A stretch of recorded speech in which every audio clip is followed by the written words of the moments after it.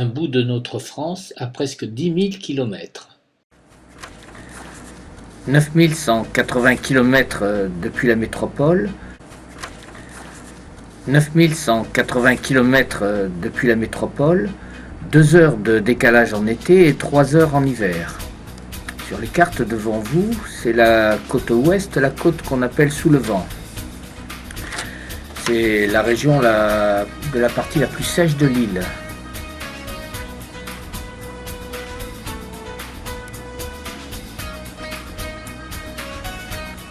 Lorsqu'on arrive venant de France ou de Madagascar par l'avion, on arrive à l'aéroport Gillot.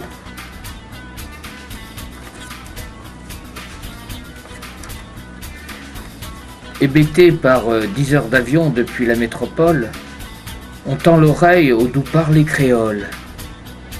Il est encore tout étonné, le métro, c'est-à-dire nous, d'avoir dû montrer son passeport et son billet de retour au guichet de la police.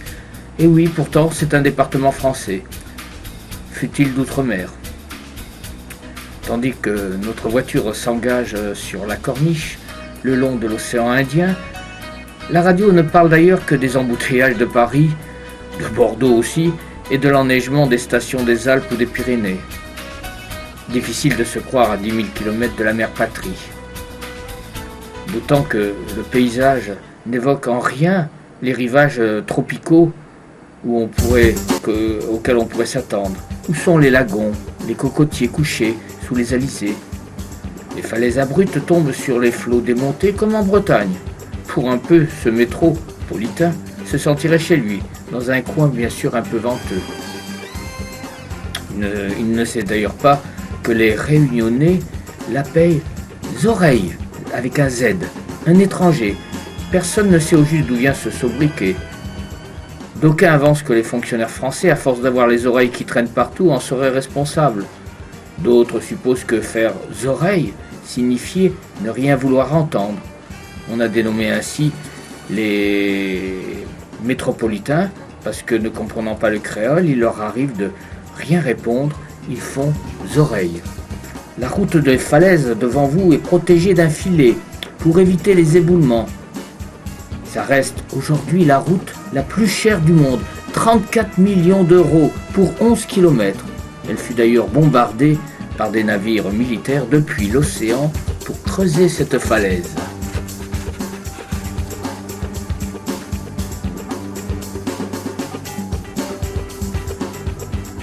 La Réunion, c'était en 1991 518 000 habitants. En 1999, 710 000. En 2003, on n'est pas loin des 800 000. On atteindra vers 2000 à peu près le million d'habitants. La superficie, 2512 km², c'est 3,5 fois plus petit que la Corse. C'est un département français depuis le 19 mars 1946. Surtout, cette île de la Réunion est à ne pas comparer à sa voisine, l'île Maurice, qui est le royaume du farniente sur les plages et des hôtels de luxe. Dans cette île, 3 anciens cratères, les cratères de volcans bien sûr, ce sont les cirques de Mafate, Salazie et Sillaous. Et puis toujours le dernier volcan en éruption, c'est-à-dire le piton de la Fournaise, qui est à 2631 mètres. Le plus haut sommet de la Réunion n'est pas un volcan, c'est le piton des Neiges. Il est à 3069 ou 3070 suivant les années. C'est le point culminant en plus de tout l'océan Indien. Toute cette bordure ouest, comme on est en train de longer en voiture, eh bien, on a une barrière naturelle à 2000 mètres. Tout autour, on appelle ça le Tevelave. Et un peu plus bas au sud, lorsqu'on traversera l'île, vous verrez, on montera vers la plaine des Cafres et les Palmistes entre 600 et 1000 mètres d'altitude.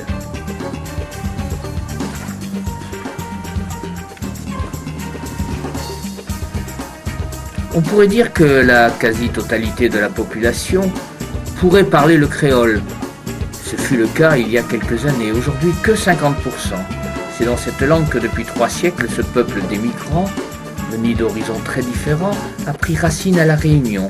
y en mêlant les cultures de la Bretagne, de la Normandie, de l'Île-de-France, et aussi bien sûr de nos îles voisines, Madagascar, Zanzibar, du Mozambique, du Tamil Nadu, du Bengale et du Gujarat. Et puis la partie, on va dire, chinoise, le Chineng, le Monyeng ou le Niamhoi. Aujourd'hui, pour simplifier, on va distinguer les habitants en créole blanc, c'est-à-dire les Kafres. Les Kafres, ce sont les fameux descendants malgaches ou africains. Et puis, du côté hindou, c'est les Malabars. Le côté indien et musulman, c'est les Arabes avec un Z. Ou ensuite, les Chinois. Rares sont ceux qui n'ont pas dans leur généalogie une arrière-grand-mère avec des cheveux ondulés. Arrivés dès le XVIIIe siècle pour travailler sur les plantations de café puis de canne à sucre. Ils ont appris, tout marmaille, enfants, à chanter les beautés de leur île.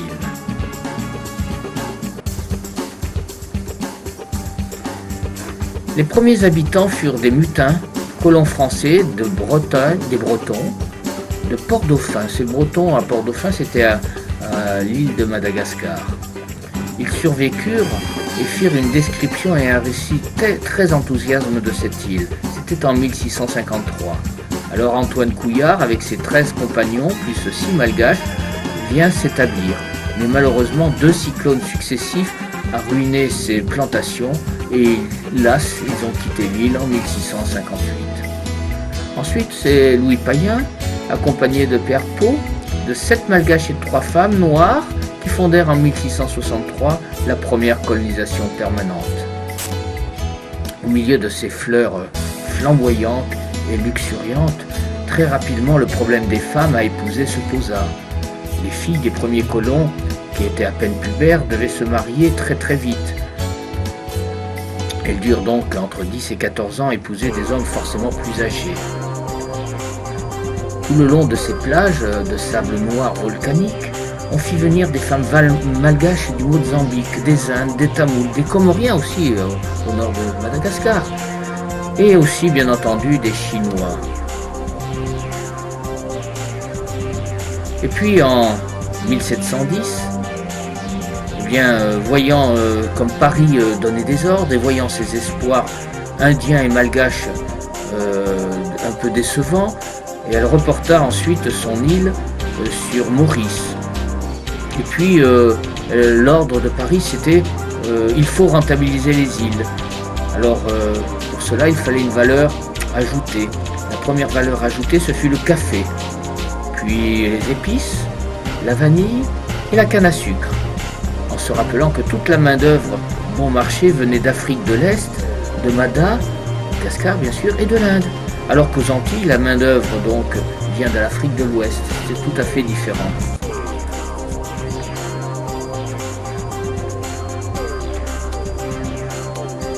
Sauvage et secrète, la Réunion n'est pas d'abord facile. Océanique par sa géographie, métissée par sa population française et européenne, par ses institutions, cette île est un tissu de contradictions. Sur la map monde, elle a la taille d'une puce, perdue dans l'océan à 800 km à l'est de Madagascar et à 200 km au sud-est de Maurice. L'île la plus proche, c'est bien sûr Maurice. Tout ça fait partie de l'archipel des Mascareignes. Conscients de leur splendide isolement dans l'immensité donc marine, les Réunionnais l'expriment à leur manière savoureuse. Alors vous la sautez la mer, disent-ils à ceux qui en vont. Tous les navigateurs ont souligné cette grande solitude. C'est que la Réunion a surgi d'une fosse océanique profonde et à une époque récente du temps géologique, en 2 volcans crevés de multiples caractères et cratères. Du rivage au sommet des Pitons des Neiges, à 3070 mètres, la courbe est régulière, le mouvement vif et élancé. De la route des hauts serpente à flanc de montagne au milieu des champs de canne, la vue sur la plaque argentée de l'océan Indien, avec des couleurs fantastiques sur cet océan Indien qui sont devant vous. Un soleil de plomb qui donne le vertige de l'infini.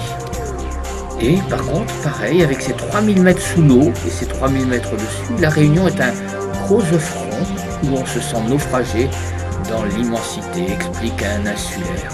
Ici, on se croirait vraiment en Bretagne avec ses roches et ces vannes pierreuses aux abords de Saint-Leu, sur la côte ouest, toujours.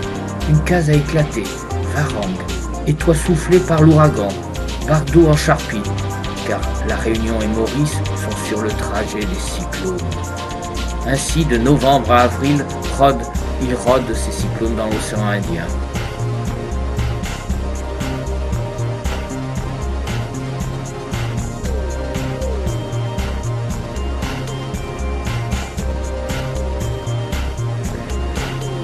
On se dirige vers la première cascade, celle des cormorans.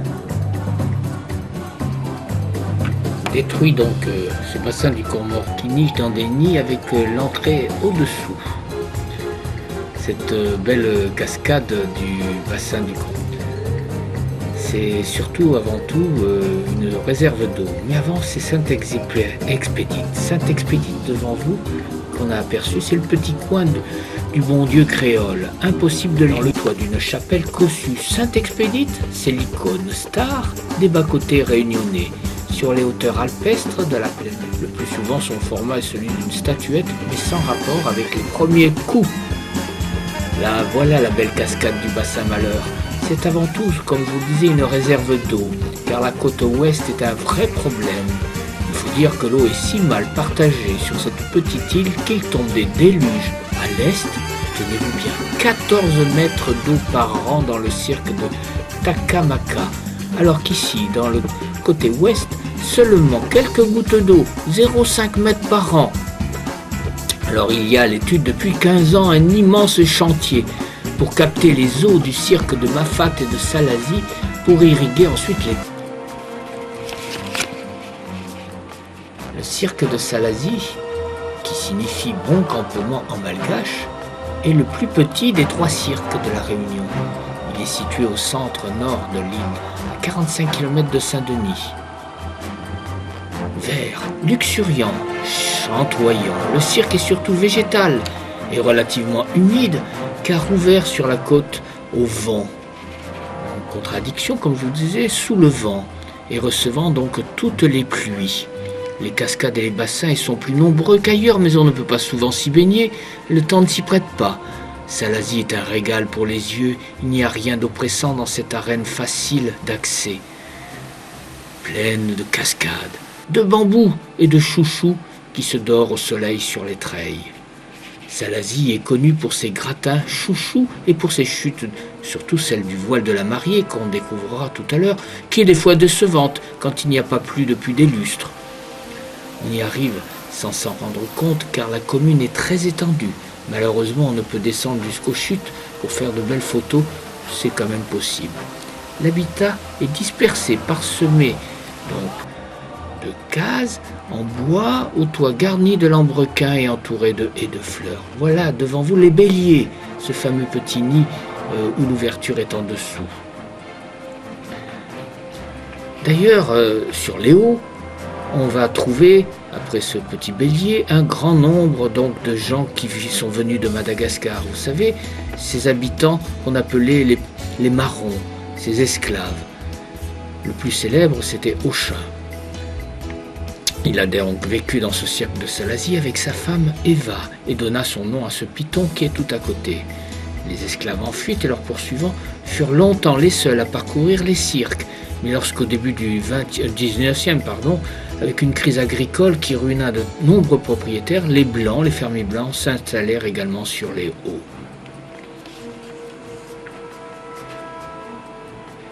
Dans le jardin d'Éden, on a 800 espèces. 800 espèces avec la rose de porcelaine, la pervenche de Madagascar, les frangipaniers, le jupon de la mariée. Et puis là, devant vous, le fameux l'arbre du voyageur, qui se remplit d'eau consommable et qui sont forcément à la disposition des voyageurs. D'ailleurs, à Madagascar, le tronc sert d'ossature pour la construction et les feuilles de toiture pour ces fameuses petites cases en bordure d'océan Indien.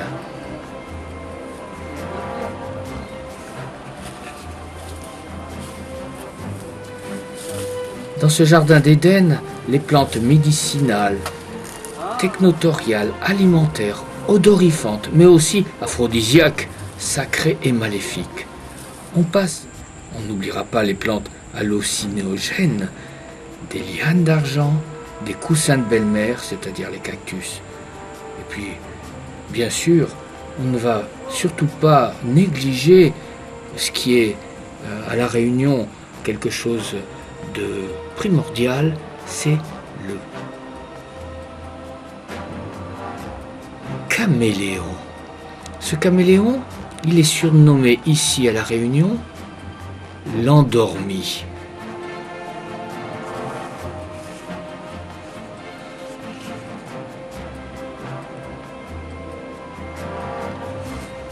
Son nom est très adapté à justement son attitude à se déplacer.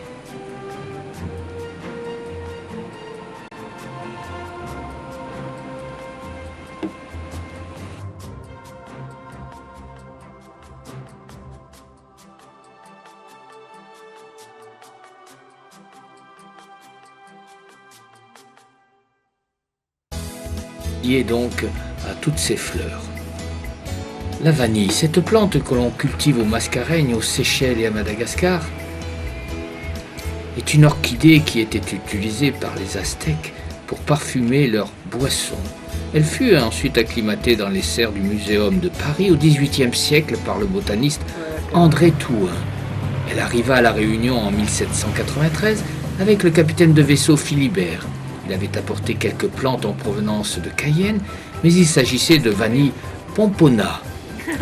La vanille qui s'est développée aux Mascareignes est la vanille planifolia, implantée par l'ordonnateur Marchand le 25 septembre 1822.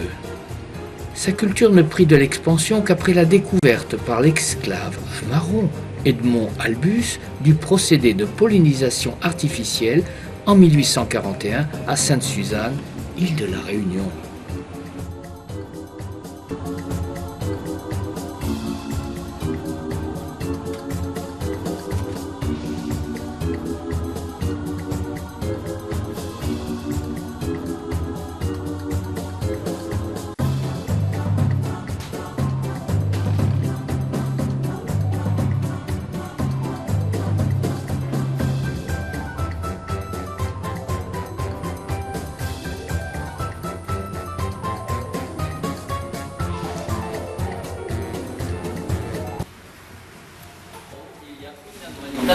L'année dernière, les goûts sont en phase de fermentation, en tout, elles restent pendant 8 mois.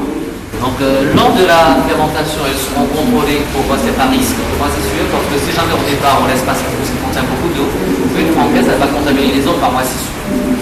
Dans un premier temps, elles seront contrôlées hebdomadaires, ensuite c'est mensuel. Pour le contrôle, elles sont retenues à la case minérale. Si elles peuvent faire la fermentation, si elles peuvent faire la fermentation, on va continuer à sortir. Et juste avant la mise en vente, elles sont en qualité. Là, il n'y a que la qualité supérieure qui est mesurée. Les autres qualités ne sont pas mesurées.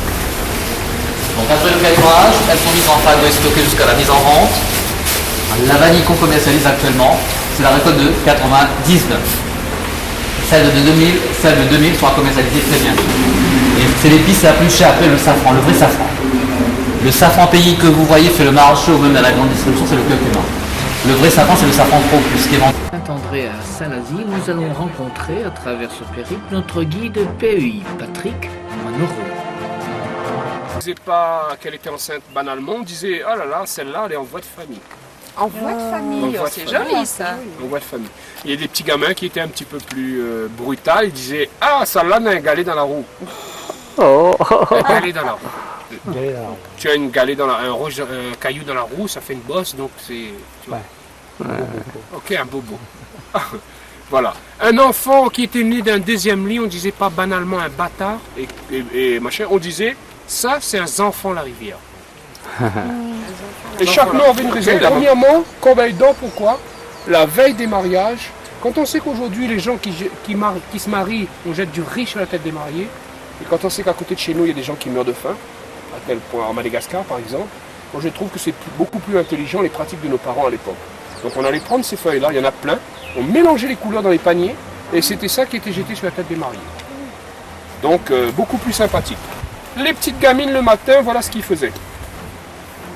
On allait faire ça. On enfilait comme ça, on enfilait et on mettait ça, les filles ils allaient mélanger les couleurs pareil, et on mettait ça dans le cou des gens qui arrivaient. Les petites filles allaient faire des colis avec ça. Vous voyez? C'est beaucoup plus sympathique. Et les couleurs mélangées, je peux vous dire que c'est beau. Hein. Ok? Deuxième façon. Je vais vous montrer tout à l'heure quelle matière on utilisait pour faire le fil. C'était pas ça. Troisième façon. Ben, si vous avez quelqu'un qui a la grippe, vous prenez 3 inflorescences comme ça. 3 inflorescences comme ça. Vous le faites bouillir, vous mettez un petit peu de miel dedans et vous buvez contre la grippe. On a un endroit à Salazie, à La Réunion, qui s'appelle l'îlet de Quinquina. Pourquoi l'îlet de Quinquina d'après vous? Il y a eu de quinquina, il y a eu de la quinine aussi. Donc on a ramené cette fameuse quinine. Pourquoi? Parce qu'on a eu à l'époque des maladies grippales telles que le palu, on a eu le palu, on a eu des maladies grippales, tout ça. Et donc on utilisait la quinine. On disait que quand on n'avait plus de quinine, ça remplaçait largement la quinine. On allait guérir des maladies avec ça, grippales. Ok? Le palu et tout. Une autre façon d'utiliser, la meilleure façon chez les créoles d'utilisation, vous avez des problèmes de peau. La peau qui se dessèche, la peau qui s'effrite comme les cailles de poisson, tout ça. Ben, vous allez faire bouillir ça, vous laissez refroidir. La soupe, vous n'avez plus de peau. Elle est excellente. Ouais, en soupe, moi j'aime bien, j'adore en soupe. En salade, elle est bonne. En bouillon, on le fait aussi. Mais il faut savoir que nos parents allaient l'utiliser surtout elle l'utilisait aussi en cresson, en bouillon. Mais on l'utilisait aussi pour baisser le taux d'asthme. Vous voyez qu'on est dans une région quand même très humide. Mais il faut savoir que chez vous, vous ne pouvez pas utiliser le cresson comme chez nous, à même la rivière, comme ça. Ça, chez vous, si vous le faites, c'est à vos risques et périls. Parce que vous avez une maladie qui va sortir des moutons, la douve du foie. Et qui va donner des maladies du foie, c'est pas bon, ça bouffe le foie. Mais chez nous, il n'y a pas cette problématique-là. On le mange à même la rivière, il n'y a pas de problème. Bien sûr, on le lave aussi. Les gamins qui étaient asthmatiques, on allait piler ce cresson-là, on mettait un petit peu de miel dedans, et on donnait à la petite cuillère, on buvait ce fameux cresson à la petite cuillère. Ça baissait, ça n'enlevait pas l'asthme, hein, mais ça baissait considérablement le taux d'asthme, parce que là-dedans, vous avez une matière qu'on retrouve dans les trucs en inhalation qu'on appelle l'ester. Voilà comment on traitait. Mais elle est intéressante dans l'histoire créole, parce qu'on avait ces grosses personnalités qui venaient en cure thermale ici. On appelle les maisons créoles, on appelle ça la cage changement d'air. La résidence secondaire. Ben, les gens qui n'avaient pas de vanille, à l'époque ces gros oiseaux, ils avaient de la vanille pour faire dans le gâteau, le café et tout. Mais on n'avait pas de vanille, on voulait copier aussi. Donc on peut appeler ça la vanille des pauvres. On allait couper ça en petites lamelles, on laissait ça macérer dans du rhum toute une nuit, et c'est ça qu'on versait dans le gâteau le lendemain. Ça donnait un bon goût à nos dents. Le gamin qui était constipé, qui avait mal au ventre, on donnait ça à boire au gamin, c'est un excellent vermifuge. Voilà pour ce qui est la pêche de thon.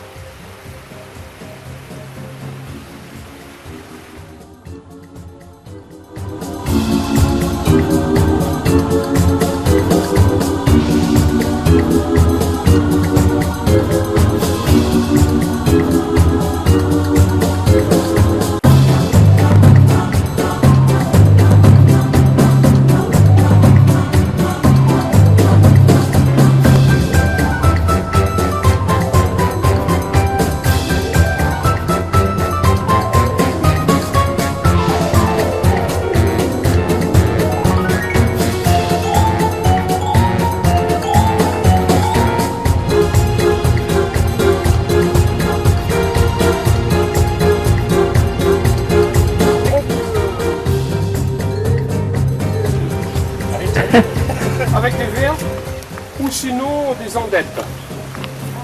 Hein? Des andettes qu'on retrouve dans le bois là.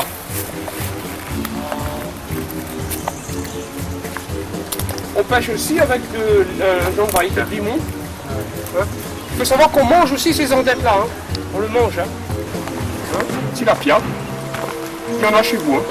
Peut-être sur un autre nom. Ça ressemble à la perche arc-en-ciel. Voilà. Tilapia. Moi j'aime bien en friture. Le calicoba. C'est en friture. Regarde, ça se mange la bestiole. Il y en a qui peuvent arriver là-dedans quoi. 2 kilos ou moins 2 kilos. Ah ouais. Il les mange ça aussi? Ça c'est pour servir d'appât. Oui, mais il les mange aussi. Oui. Ah ouais.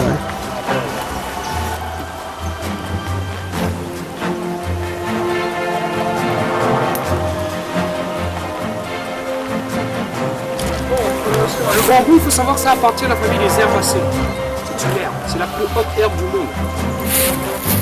Ça, vous appelez ça un grand bambou, mais bon, c'est un moyen bambou. C'est un moyen bambou. Vous allez voir. Regardez une photo pour un petit bambou. Il y a des plus gros bambous. Les bambous, ils ont compte qu'il y a beaucoup de silice, mais ce qui est intéressant, c'est qu'elle est légère. Et elle pousse très bien. À tel point que dans un endroit bien aéré, bien tempéré, un bambou peut pousser 1 mètre par 24 heures. C'est prouvé. Dans des pays asiatiques, on l'utilisait comme instrument de l'eau comme ça chez nous. Ça arrivait frais et de bonne qualité. D'ailleurs, vous allez sentir la fleur, on va le sentir tout à l'heure d'ailleurs, elle sent le chèvrefeuille, la chèvrefeuille, pardon, mais en 3 fois mieux, voire 5 fois mieux. Vous voyez un petit peu le les bêtes qui vont... Voilà ce qu'on faisait. Enfin, je n'ai pas vu. Ouais. On le mangeait avec du miel. Avec le miel qu'il y avait là-dedans. Il y en a qui va l'essayer. Il y a des aubergines. 5 façons quotidiennes d'utilisation.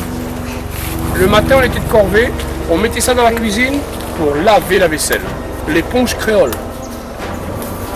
On a stické la vaisselle avec ça. Deuxième façon, qu'est-ce qu'on allait faire avec ça?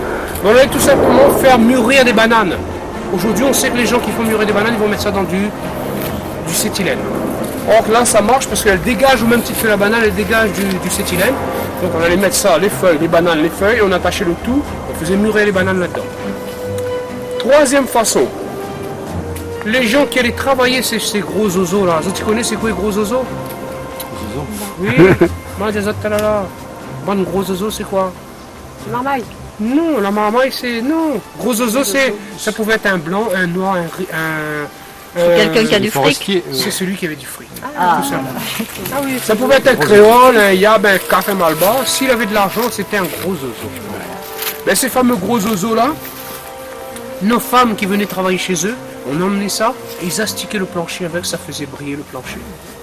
Okay. Quatrième façon, si vous voyez quelqu'un revenir d'un petit bois en train de se gratter les fesses comme ça, ça veut dire qu'il n'a pas su utiliser le bon côté de la fille. Papier toilette créole. Hein? Et donc on s'essuyait le derrière avec ça, et le bon côté c'était le doux. Le d'ici. Ok? On s'essuyait les fesses avec. Et cinquième façon, ben, tout simplement les gens qui avaient une maladie qui s'appelle les dards. Vous connaissez les dards? Oui. On allait couper ces graines-là, on le coupait en deux, quand c'est mûr, c'est comme une petite tomate, et on allait tremper dans la pisse de quelqu'un d'autre et on astiquait pendant 1 mois. Mais on changeait de graines, on changeait de pisse, bien sûr, ne vous en faites pas. Et c'est comme ça qu'on allait guérir les dards.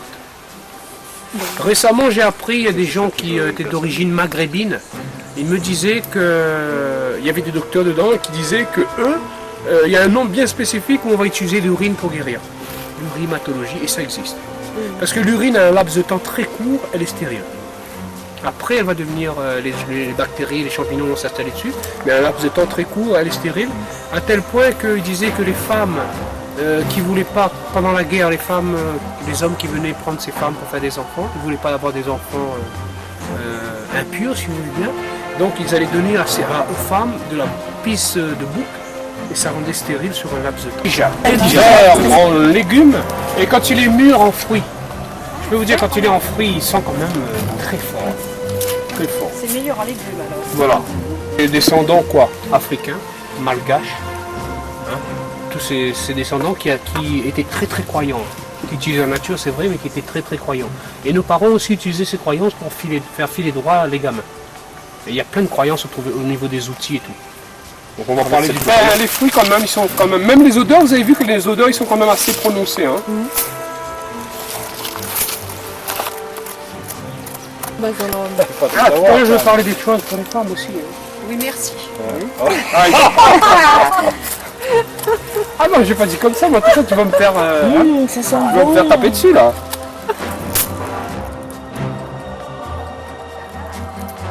Il faut que le couteau coupe bien. Le couteau il est un peu...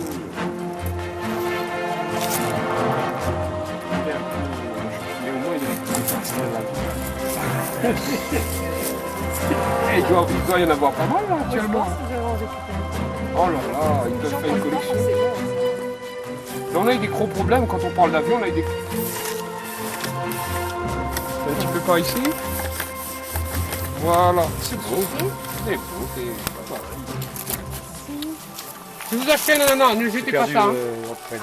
On remettait en terre, on n'avait pas d'abri. Donc on allait monter la petite paillote, l'ossature de la petite paillote. On allait sur le bas du toit, on commençait toujours par le bas du toit, on faisait ça. Là. Et là, on appliquait ça là-dessus. Sur le bas du toit, ça arrivait là. Ça descendait et l'eau coulait. Sur les côtés, on faisait ça. Bien sûr, le bois était comme ça, hein, le bois était là. Hein. Et l'autre, on le mettait comme ça. C'est sous le bois. Imagine-toi, tu fais un toit, tu commences par la première, enfin tu finis en haut, tu recommences la deuxième couche, ça va rester très très longtemps. Au même titre qu'on faisait des cordes, on a eu une usine, on a eu à La Réunion une usine Bois-Cadère. L'usine Bois-Cadère parce qu'on faisait de la corde justement avec ça. L'usine de cordage. Là, vous allez voir que les femmes allaient tirer profit de ça parce qu'on allait faire du fil avec ça. Prenez le paquet et tirez dessus, vous allez voir. C'est solide. C'est du solide. Le fil à coudre. Voilà un des fils qu'on utilisait. Tequila. Rappelle le nom, rappelle-nous le nom. Le choca. Le choca. On appelle ça du choca. Non, on parle du zamal, c'est-à-dire du cannabis. C'est le cannabis, c'est une variété de D'ici, plantes. Le zamal à La Réunion, c'est... C'est la meilleure. On la reconnaît à quoi? Regardez, vous passez votre main comme ça, ouais, ça pique. Ici, c'est lisse. Il aura des petites ananas. En somme, quand elle a donné, il faut casser les petits bourgeons qui poussent un peu autour d'elle pour le remettre en terre. Si tu le laisses, voilà ce qu'il faut donner et au fil du temps, il va tasser comme ça et ce sera l'ananas. Voilà, dégénérescence. Ok? C'est comme l'être humain, ça. Ok? Donc on reprend, on met en... Ça c'est piment jachard. Hein? Elle appartient à la même famille. Et pour ce qui est pistache et cacahuètes, quand tu vas sur le marché, on te vend des pistaches, tu peux y acheter. Mais quand on dit des cacahuètes, ah oui, cacahuètes.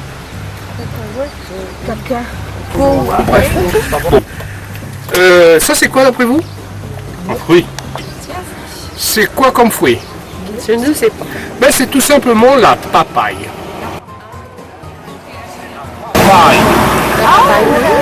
Ok, la papaye elle est excellente quand elle est bien mûre. Et utilisation chez nos parents. Ben, vous avez un petit gamin qui a des problèmes de dentition, il a un carie, il a mal. Vous prenez ça, un petit papaye tendre, vous faites ça. Il y a une écorce qui va partir. Hein, bon, je vais prendre l'autre, vous allez voir ça va mieux sortir.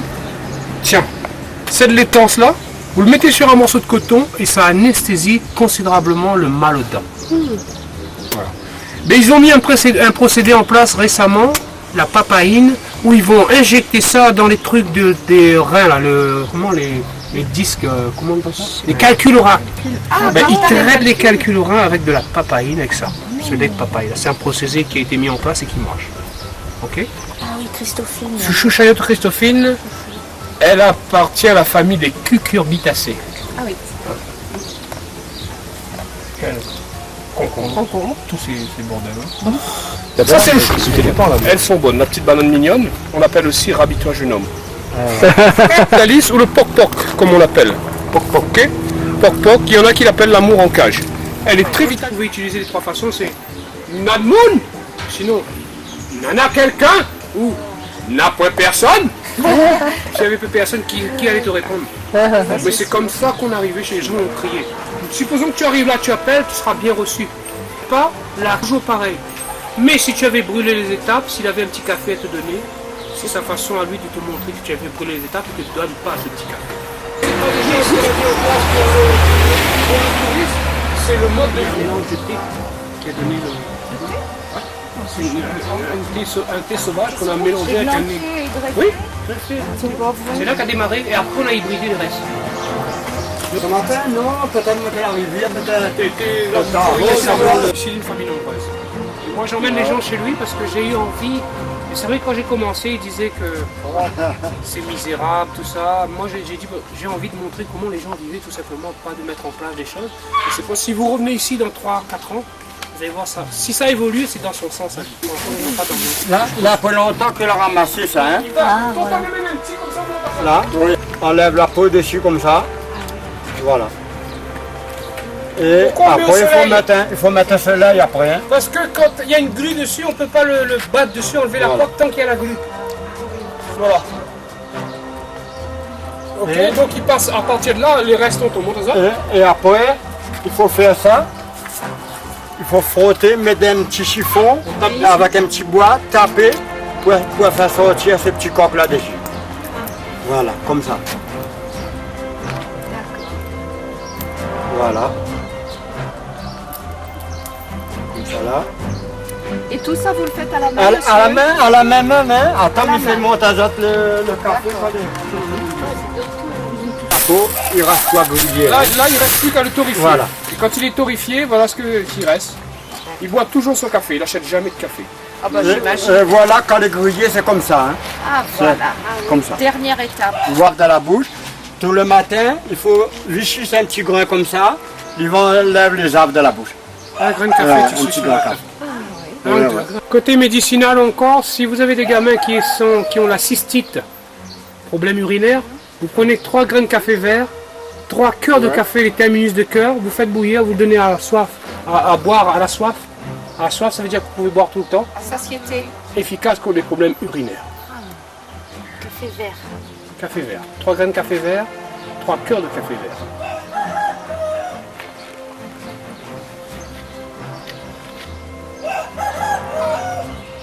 Il faut avoir du feu ardent dessous.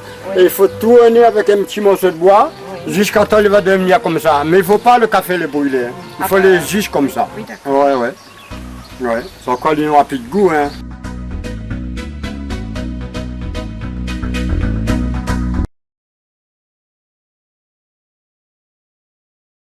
Aloe vera. Qu'est-ce que c'est? Mais vous verrez que À l'ouest, c'est comme un cactus. Hein. voilà, Oui, l'aloe oui. vera. Mais moi je préfère bien sûr, paraît-il chez vous, on l'utilise comme savon, on est en train de le tester comme produit anticancéreux. Mais moi je préfère vous parler de la façon d'utiliser de nos parents. Et vous verrez qu'ils avaient du savoir-faire. Quelqu'un qui s'était brûlé, et on avait le remède. Donc ça agissait sur la peau, ça remontait la chair, et ça cicatrisait les plaies, ça rafraîchissait les plaies. Donc, madame, vous voulez bien être mon cobaye? Oui. Mettez-vous là, ici. On va couper la main et ensuite on va la Allumette. recoller. Regardez bien, tiens, on allait la brûlure, on allait mettre ça dessus. Hein. Moi j'aime pas mettre ça sur moi parce que c'est gluant, c'est dégueulasse. Et vous verrez que voilà, on allait cicatriser les plaies, ça absorbait la chaleur et ça cicatrisait les plaies. Il fallait d'abord faire une coupure. On va essayer, d'accord madame? Moi je plaisante jamais. Comme ça, il te donne un pull gras et ça ressemble un peu, voilà, c'est pareil. Ben, elle va essayer notre manière. Oui, ça fait comme le pull gras quand On allait manger ça, tiens. Elle a peur. On mangeait ça, ça cicatrisait les plaies de chaleur. Si le feu prenait dans la case, la petite cuisine, la petite maison était protégée. Et ici, même ici, vous allez voir, on a trouvé des choses qui guérissent. On a un truc qui s'appelle le farfar, en malgache faré faré. Quand on va chercher à Madagascar, qu'est-ce que ça veut dire faré faré? C'est là où on dort.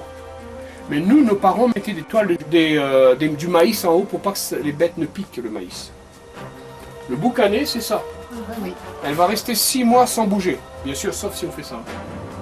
On va bouger tout de suite, mais il va se conserver très très bien. Même ici, ils ont trouvé des choses qui guérissent. Ils montent à hôtel pour récupérer sur la braise comme ça, ce qui est plus léger.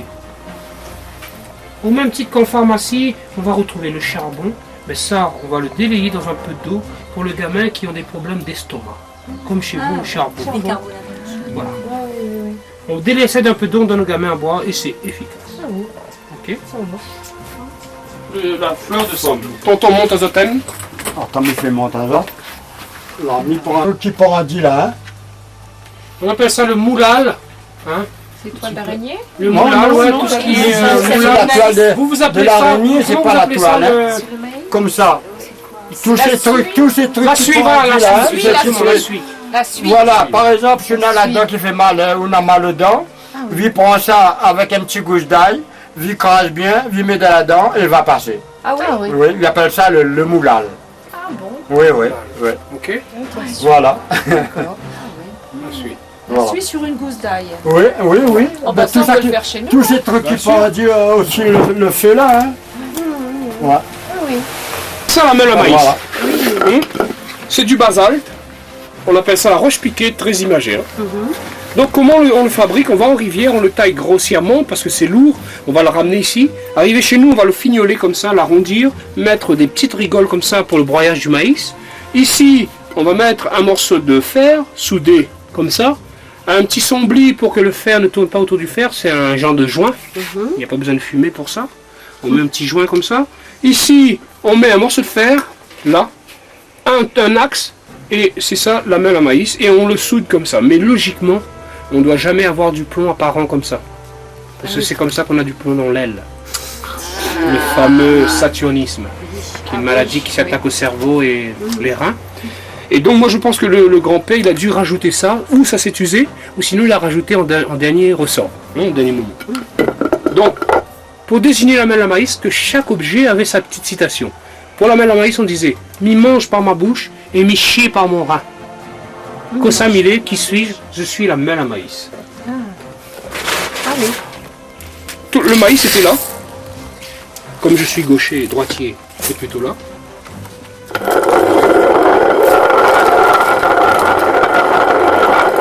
Je préfère que ce soit tonton qui vous fasse la démonstration, il est beaucoup plus... Hein?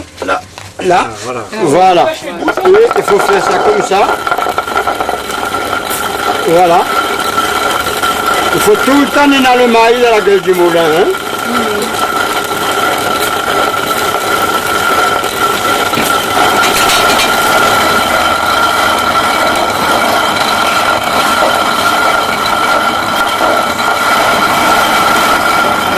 Il faut tout le temps repasser jusqu'à le maïs. Hein? Les bien fins, comme ça là. Et après il faisait ça comme ça là. La farine à côté, le petit maïs à côté, le son à côté pour faire le gâteau et tout. Hein. Voilà. C'était ça la nourriture à longtemps. Ouais.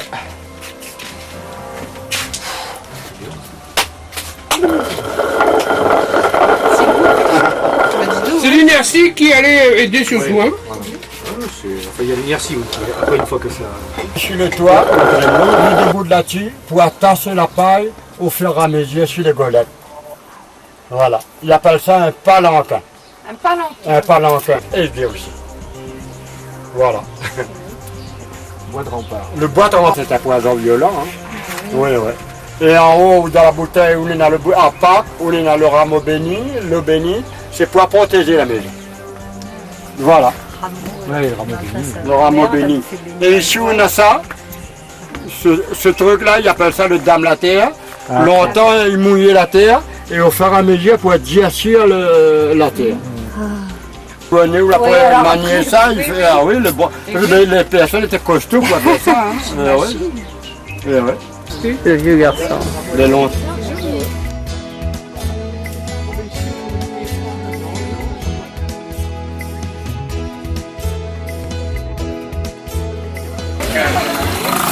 Il a 75 ans. 75 balais. Ça se voit. Oh, il est bien. Bien. Ah ouais. Voilà, fils. Alors, bonjour. Il y a une aide quand même pour les gens qui refait leur maison en rénovation, une aide quand même assez conséquente dans tout le petit village. Mais dans un périmètre de 500 mètres tout autour de la maison Folio, on n'a pas le droit de construire en dur. Si on le fait, on peut le faire, mais à condition de remettre du bois dessus. C'est pour protéger cette architecture quand même assez typique. Les dentelles autour, la frise, ça s'appelle les lambrequins. Hein, c'est les Indiens qui ont amené ça, ce savoir-faire-là. Ça pouvait servir au système de goutteron, mais surtout en décoration.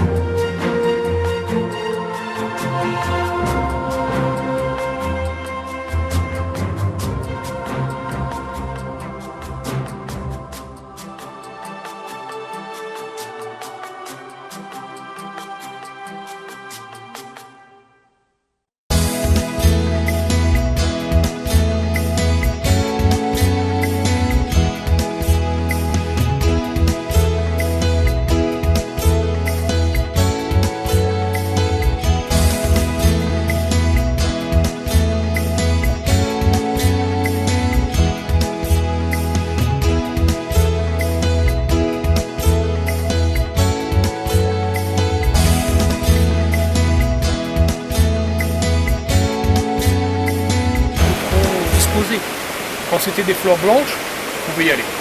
La guitare et tout, la sérénade. Mais, une autre raison, le camélia, pourquoi? Parce que c'était une femme qui ne supportait pas les odeurs. Donc, quand on venait la courtiser, on ramenait surtout un bouquet de camélia parce qu'il n'y a pas d'odeur dedans. Le camélia n'a pas d'odeur.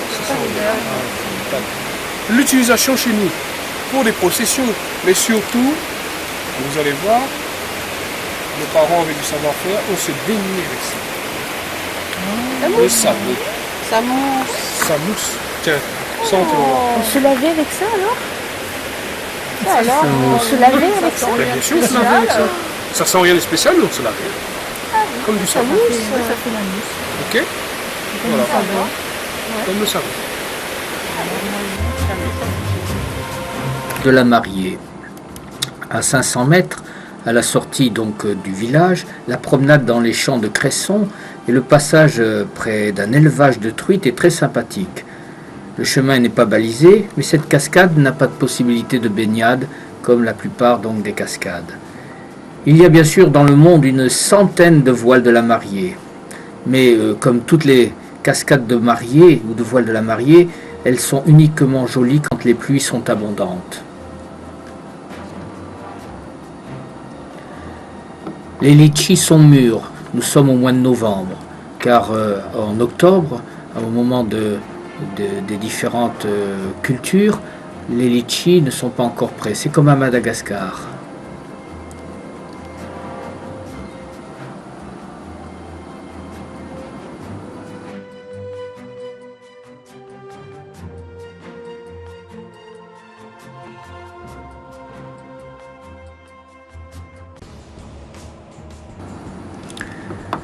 Dans l'ULM, on va percevoir le cirque de Salazie vu d'en haut. Extrêmement escarpé, on ne verra pas le village.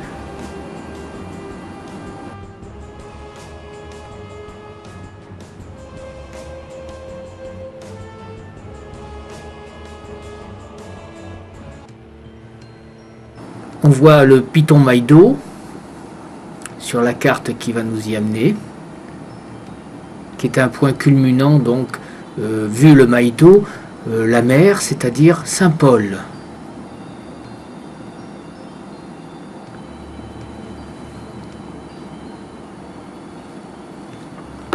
Maïdo est un site absolument exceptionnel. Il se situe à presque 1500 mètres. C'est un des tout premiers sites touristiques de l'île. Mais il faut surtout arriver très bonne heure, vers 6 heures du matin, pour avoir la chance de découvrir ce cirque, avant que tous les nuages ne l'enveloppent. La vue panoramique est époustouflante, avec au lointain le grand Morne à 3013, mais il cache en partie le point le plus haut de l'île et le plus haut de l'océan Indien, c'est-à-dire le Piton des Neiges qui est à 3069.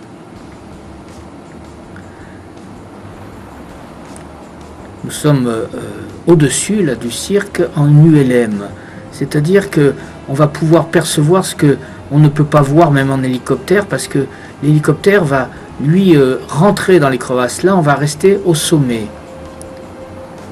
Les crêtes des orangers sont très abruptes. Il y a un petit sentier que nous allons prendre pour descendre à Mafat. Mafat à Rocheplate.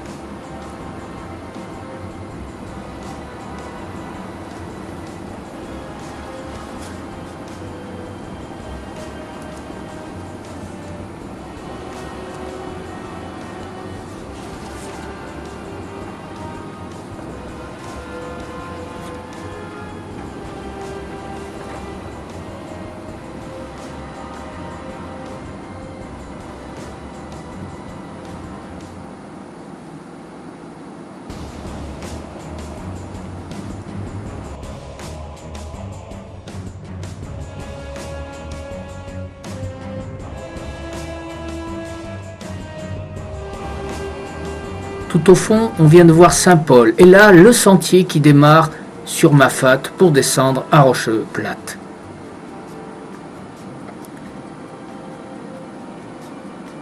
Loin de ces défis titanesques, le Réunionnais, ils sont 92% d'entre eux, selon un sondage réalisé, qui plébiscitent la création d'un parc national des hauts, tout là-haut, qui protégerait le cœur de l'île, soit près de 47% de la surface.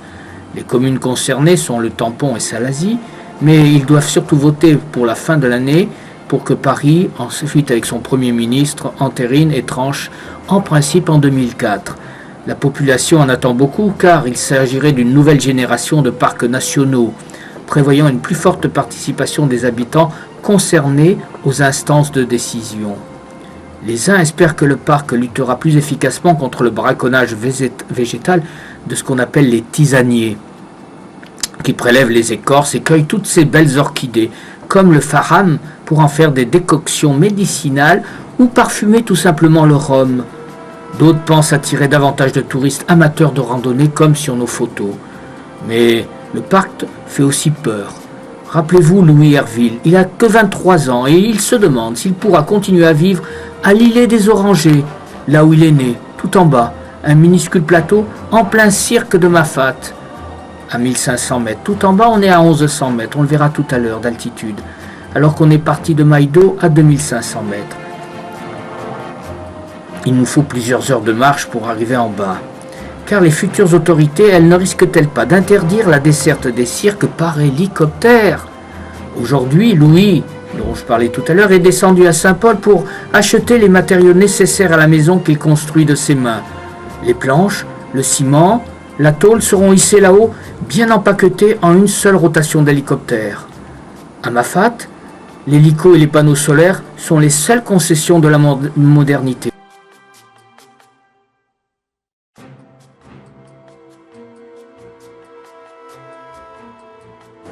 On y vit comme avant, comme longtemps, comme on disait, avec les poules, les cabris et les cochons. Chaque famille plante ses haricots et son maïs et accueille des randonneurs de plus en plus nombreux. Seule, c'est la source de richesse au cœur de cette montagne à grand spectacle. Donc tout au fond de ce cirque de Mafat, il vit les marrons. C'est le nom donné aux esclaves fugitifs, appelés cimarrón en espagnol. Les marrons ne sont pas tous des noirs, beaucoup d'entre eux étaient d'origine malgache, mais leur ennemi commun a toujours été le blanc, qui après avoir tenté de les asservir, va tout faire pour les retrouver et les punir. Le marron, sachant quel sort l'attend, s'il est capturé, doit se cacher à l'intérieur de l'île, dans les coins les plus reculés, les plus inaccessibles. Quel meilleur refuge que les 3 cirques, Cilaos, Salazie et surtout bien sûr Mafat, dans des vallées perdues, dans la profonde forêt ou au sommet tout simplement des pitons. Les marrons parviendront à trouver une éphémère liberté, ils vont même jusqu'à former des communautés puis des clans. Chaque région a son chef et certains assoiffés de vengeance rêvent d'un royaume intérieur dont ils seraient les maîtres. Parmi ces petits rois légendaires, Fétique, chef du Piton des Neiges, Sancouto, chef de la Fournaise, Anching à Salazie, mais aussi Matouté, Dimitil, Samson, Diampar et Simondef.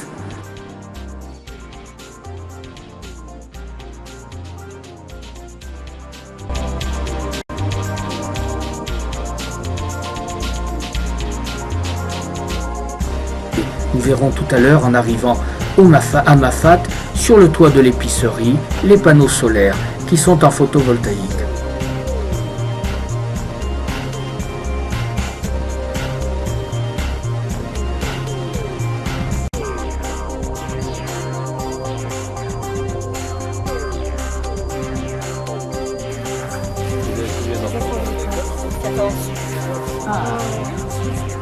Des cramois. Oui, ça c'est un peu plus ancien. Hop, le 3e c'est sur les mémés, donc les femmes. Les anciennes, quoi, les anciennes du cirque, les plus anciennes du village. Les marrons.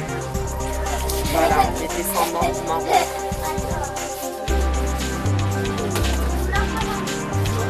Bon là c'est pas un style, hein.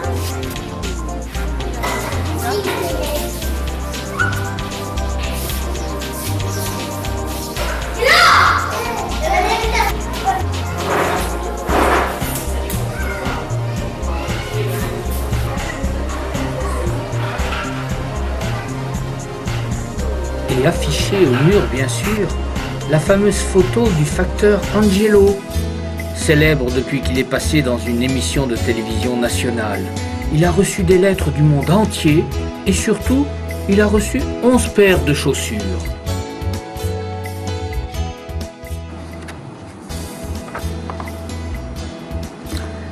La propagande menée par les propriétaires blancs pour tenter d'endiguer le marronnage consiste d'abord à répandre des rumeurs pour semer la terreur bien sûr dans la population. Ainsi, l'esclave Kala, qui avait fui ses maîtres, devient une sorcière dévoreuse d'enfants. Et les chefs des marrons sont tous des sanguinaires.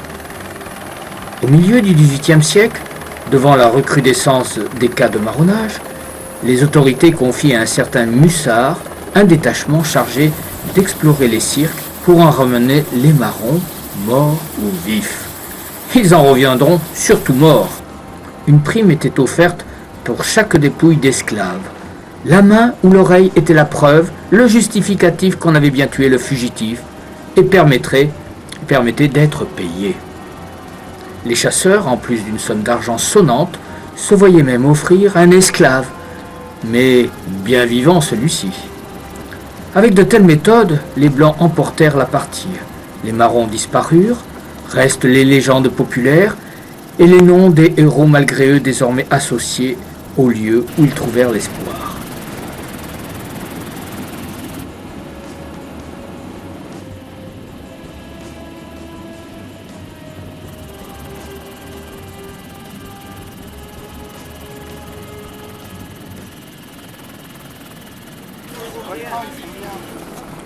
Le marché Saint-Pierre, c'est sans doute le plus beau et le plus typique de l'île, avec celui de Saint-Paul.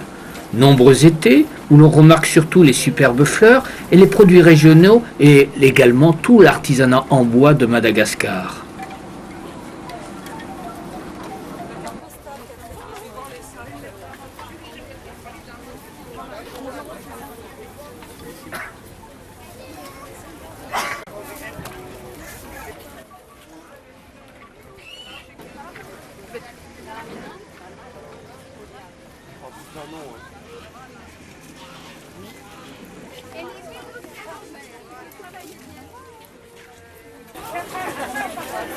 Les œufs.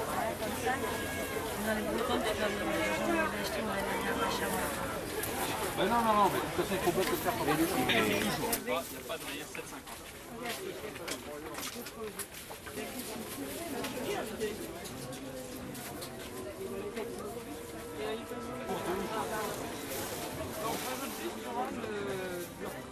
Voilà, il faut se mettre moins de macération.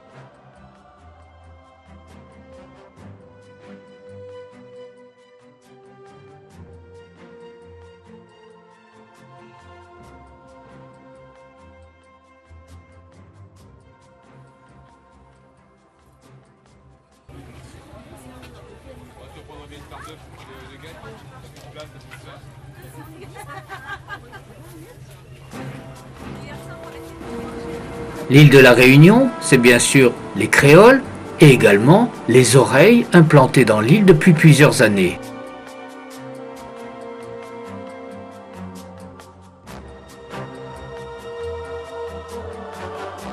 Après avoir traversé la plaine des Cafres, on passe par le col de Bellevue, après lequel la route est de plus en plus belle. Quelques superbes points de vue sur les pitons recouverts de verdure du centre de l'île. N'hésitez pas, si vous y allez, à faire un crochet par la petite plaine. Au pied des remparts, à pic de la forêt de Bébourg, quelques jolies cases anciennes en bordure de route. On arrive après à la plaine des Palmistes. Et devant vous, cette jolie villa, qui est la villa des Tourelles, c'est la maison, comme on dit, changement d'air. secondaire, récemment restauré et converti en office du tourisme.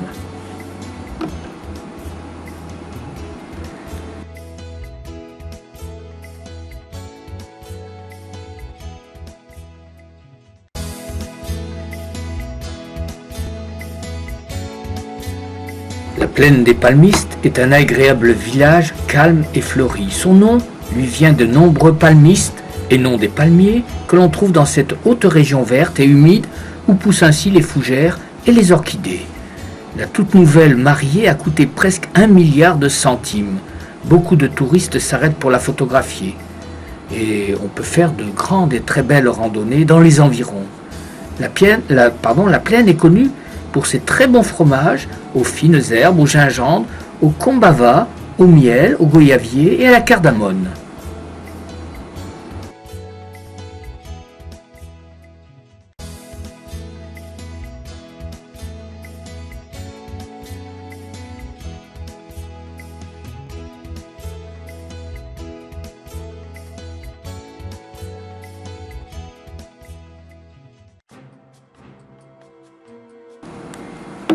Des fougères arborescentes de plus de 2 mètres de haut.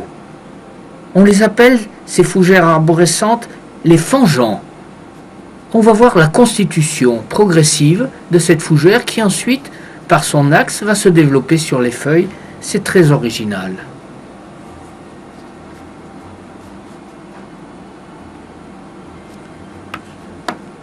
À l'époque prospère de l'économie sucrière,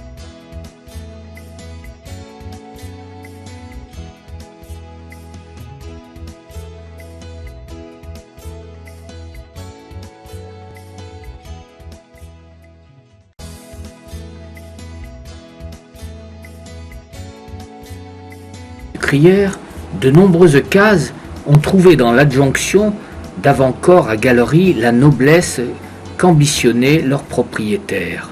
Lambrissés de bois de mat, d'allées fleuries, la varangue, c'est cette grande avancée devant la maison, cet espace de réception et d'apparat, transition entre le jardin et l'intimité familiale qui correspond à une gestion typiquement créole de l'espace. Cette varangue, véranda, est ornée sous son avant-toit de lambrequin, produit d'une civilisation inventée au XVIIIe siècle et positionnée souvent au nord. C'est aussi également à l'arrière que se déroule la vie domestique, là où le visiteur n'est jamais admis. En altitude, on perçoit le cratère, l'ancien cratère du volcan. Perché légèrement au nord des tropiques du Capricorne, les Mascareignes, les 3 îles, constituent l'archipel le plus méridional de l'océan Indien. À l'inverse de Madagascar, séparée de l'Afrique depuis 30 millions d'années par le jeu de la tectonique des plaques, la Réunion, Maurice et Rodrigue, eux, ont surgi des fonds des mers. D'imposants volcans marins leur ont donné naissance. Pour Maurice et la Réunion, des panaches de magma impressionnants ont percé la plaque océanique.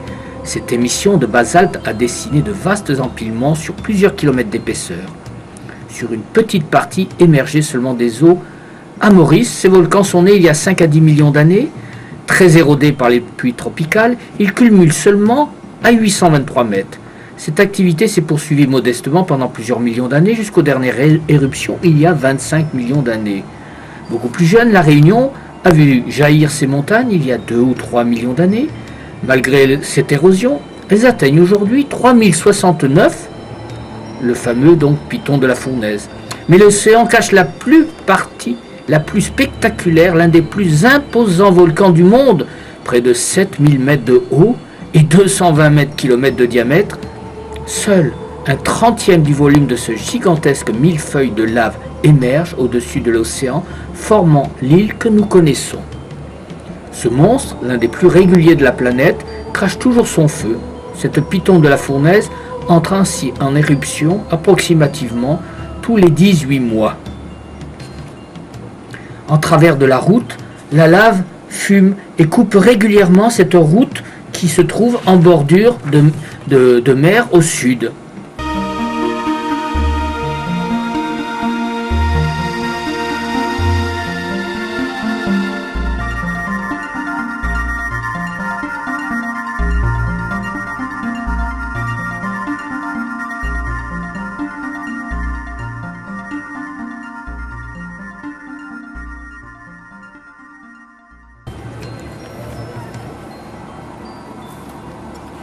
Ensuite, elle a épargné cette chapelle qu'aujourd'hui on appelle Notre-Dame des Laves.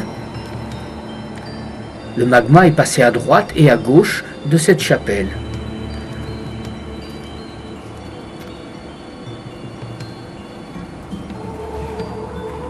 Pour ensuite bouillir dans l'océan sous forme d'un nuage de fumée.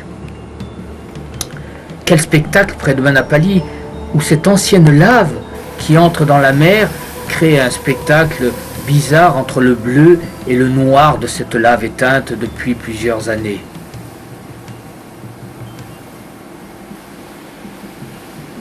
Ici, quelques tombes illustrent les mésaventures de certains habitants au moment donc de l'éruption. Manapali, c'est une piscine naturelle d'eau de mer. Peu avant Saint-Joseph, une petite route en corniche nous conduit à ce charmant village au creux d'une jolie baie.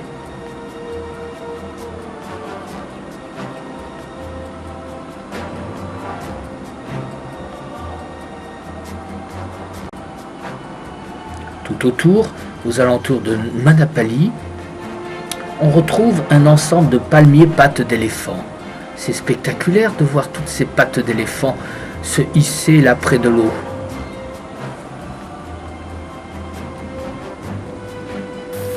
Sillaos, par sa côte au bout du monde, inaccessible, Sillaos fait penser à ces villages, un peu Far West, conquis par l'homme avec audace et violence. Dans cette chaise à porteur, le sculpteur a voulu ici représenter le globe, la Terre, et au sommet, on voit l'île de la Réunion.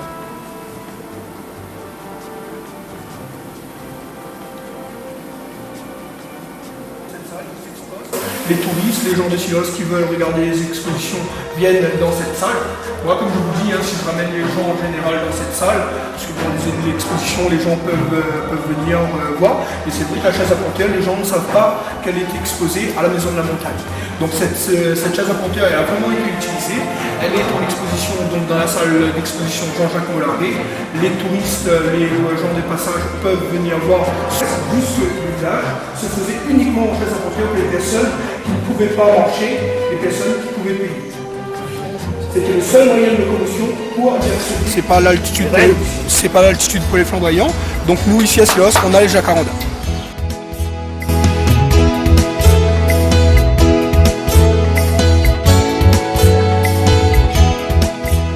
On va voir des gratins de songe ou gratins de bois de songe, pommes de terre au songe. Et ben c'est cette plante-là qu'on fait aussi en plat culinaire à La Réunion. Donc on mange la tubercule, donc la patate, ou sinon les cœurs. C'est comme ça, les queues de bois de songe, et on va dire imperméable. La feuille est imperméable, et on dirait après quand on fait comme ça, on dirait du mercure. Donc il y a des gens qui l'ont aussi utilisé, on va dire quand il y a des grandes feuilles comme ça, comme par exemple. Ah oui. C'est pour rester un instant ou pour attendre quelque chose. Une feuille comme ça, on a un super parapluie. Ou sinon, pour boire de l'eau dans une ravine, on met cette feuille-là dans la ravine et l'eau ensuite sous la feuille et ça. Il y a deux variétés, il y a le choca vert, ça fait partie des aloès, mais ils n'ont pas les épines de ce côté-là. Hein, et tandis que lui, le choca bleu, il a les épines sur la feuille. Donc ça donne des fleurs qui montent comme des asperges. Entourés de sommets entre 2 et 3 000 mètres, comme le piton des neiges, les maisons et les cases émergent très souvent au-dessus de la couche de nuages qui monte en s'agrippant aux parois vertigineuses, comme si ce village était plus attiré par le ciel que par la terre. Le spectacle est digne de la cordillère des Andes. Sillaos est la plaque tournante des randonneurs. Sac à dos, émaulés en béton, des promeneurs amoureux de la nature et des curistes de tous âges qui viennent soigner leur rhumatisme et faire une cure de remise en forme au tout pimpant établissement thermal Irénée à Côte. Sans compter les habitants de la côte qui ont décidé de fuir Saint-Denis le temps d'un week-end. Bien que les hôtels puissent s'afficher complets, en particulier pendant le week-end, on ne se rend absolument pas compte de l'affluence car chacun emprunte un chemin différent. La vannerie, comme ce sac à dos, les lentilles, la broderie et les termes sont les 3 mamelles du village.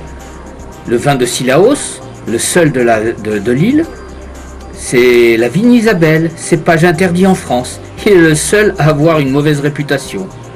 En 98, des cépages nobles ont été introduits et on attend impatiemment la fin du vieillissement pour les goûter.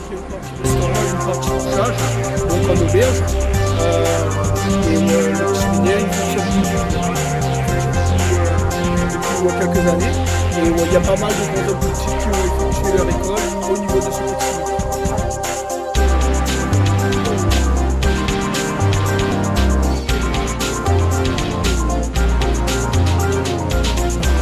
Et comme il n'y avait pas de carillonneur à Sillaos, donc il y a 2 personnes qui ont été désignées pour aller apprendre à jouer de l'instrument.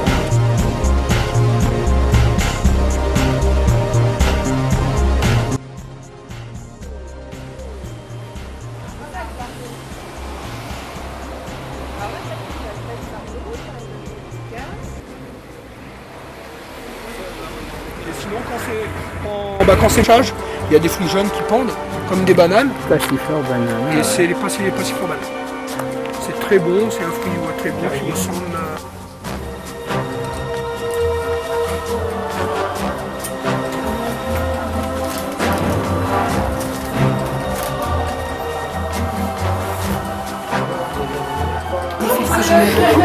Le point de base, ensuite le point de base, donc c'est les fils lancés. Voilà, c'est parti.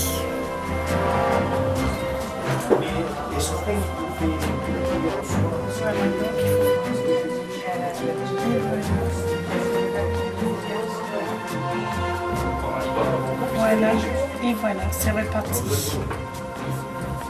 Voilà, et je prends tout l'ensemble de la toile d'araignée pour qu'on puisse travailler.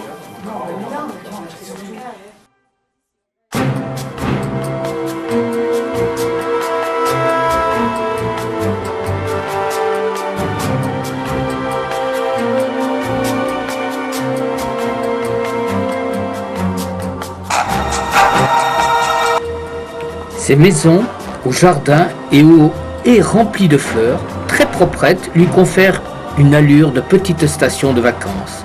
Certaines demeures, dont 2 au bout de la rue principale, ont remporté le concours des maisons les plus fleuries, car les habitants sont très accueillants. Tout le monde connaît tout le monde, et les hadis d'Alafé, c'est-à-dire les ragots en créole, circulent très bien, comme sur toute l'île d'ailleurs.